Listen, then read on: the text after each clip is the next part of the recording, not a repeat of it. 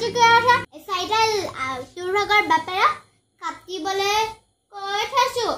নহবতে একো নকৰে নহয় আজি অকমান ৰেষ্ট লৈছো